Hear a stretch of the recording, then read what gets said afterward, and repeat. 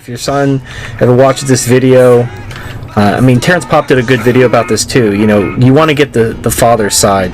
When you're raised by a single mother, you're told all kinds of bullshit. Make sure before you judge him, before you write him off as a piece of shit who abandoned you, talk to him and get his side of the story. Because I guarantee your single mom is fucking lying to you. As someone who was raised by a single mother, they're fucking lying to you.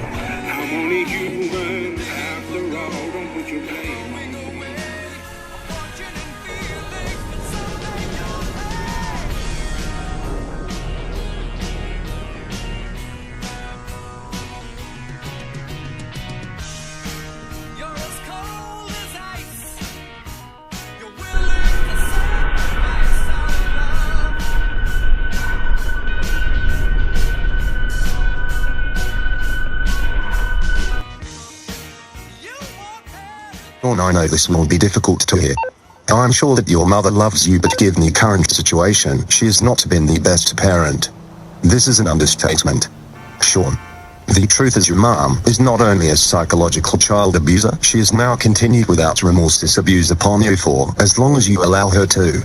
She may seem normal, but step away from her influence and with a little awareness and help from a trained psychologist and or someone who can give you input from their recovery from an abusive parent, and I can almost assure you will recover from this situation and quite possibly have a relationship with your dad and your mom.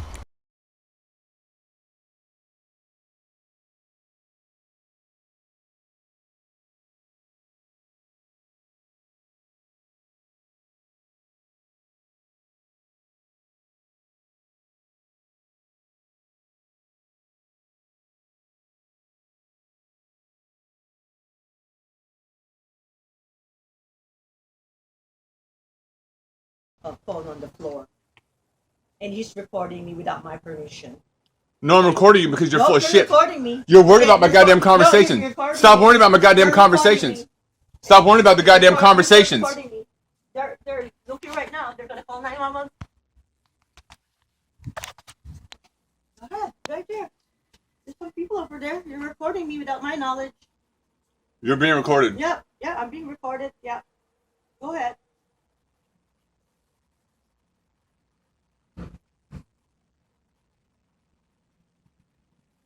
Don't record me.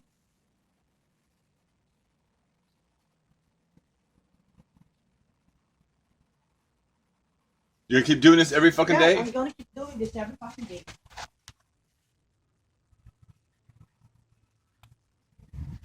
So you're worried about who I'm talking to on the phone, right? Yeah. Mm-hmm. Not leaving. Nope, you're leaving. Nope, not leaving. Nope, you're leaving.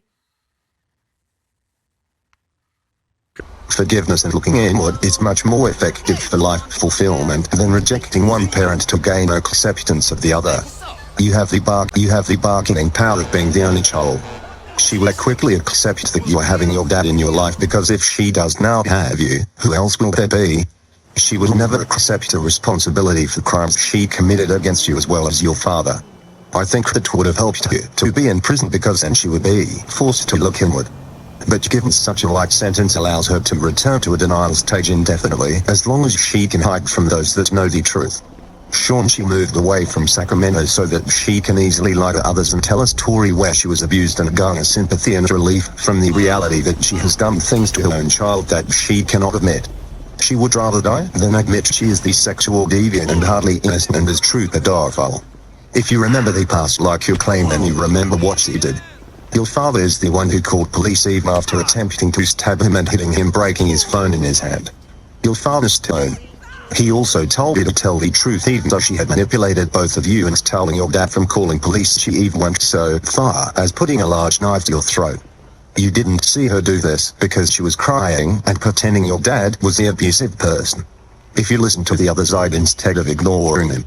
It's easily explained how an adult can use distracted speaking style and communicating with facial gestures and other non-verbal communication to think the parent is talking about one thing, but in reality they mean another.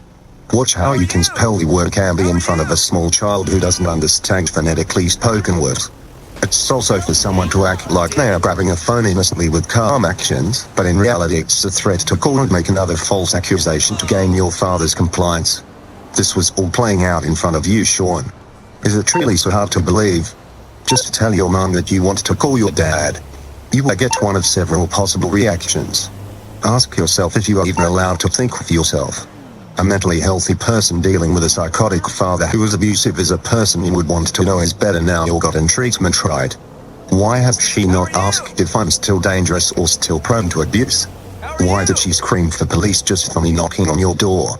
I was with a female witness and highly unlikely that I bring another woman as witness, or maybe she thinks I'm going to bring help to do what? It makes sense only if she is the one lying. She is the abuser. What do I gain by telling you this? It's not fun. I already missed your childhood. Yes, I am guilty of being irresponsible and doing drugs at times. She did drugs willingly and she is an adult. Just because she is a woman does not mean she is not responsible. She told police I forced her to take drugs, which was probably the dumbest thing cops ignored. She ran me over by accident, Sean, just so you know. That's the truth. I'm not going to put on her shoulders more than is her share. I'm not going to hide shit anymore, you are a goddamn adult. Time for you to grow up. If you don't like the truth, then go be a Baloo. If you lie into life and you blame others for things you do, then go be a piece of shit Baloo. Don't be a berry. I don't want anything to do with dishonest people. You want to impress me? Tell the truth and grow the fuck up, boy. Truth matters. Your mom was abused by her mom during her childhood. Falsely accusing a spouse of abuse is abuse itself when law enforcement has little more to go on as far as evidence, so they are likely to arrest the accused on the word of the accuser. As you may or not recognize, you are now ejecting your father based on little evidence. You trust your mother to give you the right information, and she knows how to condition you to feel obligated to comply with her feelings regardless of the truth. The primary original issues in plain sight: the justice system chose to ignore complaints of your father even when he was injured when your mom ran over his foot when she drove off pretending to escape from being kidnapped. Even a good prosecutor would have difficulty time convincing a jury that your dad suddenly became ultra-violent and even had the physical ability to control another person 10 feet away and outside a large ESS. Sean, you will need to stand up and be brave to face your mother. She is much more manipulative and skilled in using communication to instill in you a fear of withdrawal of her love for you. She will become visibly angry and threaten to withdraw actually and emotionally. For these reasons alone, you will in all reality rather just continue to let your mom have her way and no one will blame you. Except you will suffer from guilt in your later years once you realize the destruction and pain caused by your mom and your unwillingness to upset the actual person most responsible for yet another generation of boys who miss out on having a father and a mother. A good mother does not put her feelings of revenge and embarrassment ahead of her entire family and child. Mentally unaware women who suffer from bipolar and other psychotic disorders such as borderline and have issue in the cluster B area. This is the hard truth that you either accept or deny, but you now have a choice. You did not have a choice before, but you have more power than you believe. You can tell your mother no. Stand up for yourself, Sean. You are a man, and if you need your dad's help, he has assured me he is only a phone call away. If you cannot face your mother, then the long-term effects of parental alienation will become a type of normal devaluation of others by you. The results are devastating for the alienated child and can last a lifetime. Not only does the child miss out on a lifetime of having an enjoyable and fulfilling relationship with the parent they've been conditioned to reject, they also develop some serious pathological behaviors and attitudes that carry into their adult lives. Following are descriptions of some of these disturbing effects. Splitting. This is the psychological phenomenon of seeing people as either all bad or all good, or black or white. Everything is polarized and the person has an inability to see shades of gray. Think of the borderline personality disordered person who has to split in order to cope with relationships and life in general.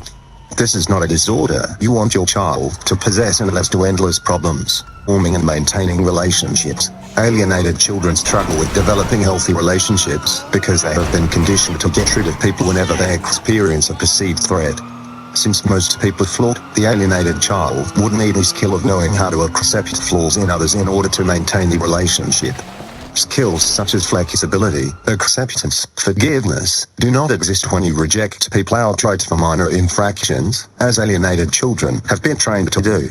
Whenever someone causes a perceived threat to this person, he or she is triggered to remember, I know how to handle this, and they proceed to reject the other person's narcissism posted. One of the effects on adult survivors of PAS is that when you finally get over it, and it took me decades, is that you're afflicted with a very deep sense of regret and guilt. I have suffered and feel a belated mourning for my father, who died many years ago. He was actively alienated from me when I was a child, and he was quite helpless to do anything about it. 02.